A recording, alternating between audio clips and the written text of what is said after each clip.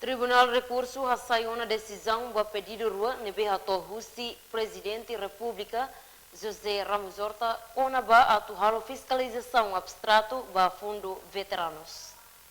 Ba jornalista Sira e Tribunal Recurso, Presidente Tribunal Recurso Deolindo dos Santos Dehan, pedido rua Husi Presidente República onaba fiscalização abstrata no fiscalização preventiva.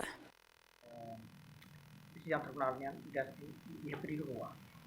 Ida Presidente da República nem mais antes fiscalização abstrata. Ida pedido perintah mais semana de dewan fiscalização preventiva mais Presidente da República.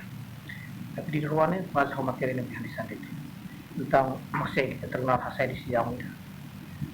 Quando pedido ulok ne, dia uhi. Sana tribunal delibera yang setan decisão ida.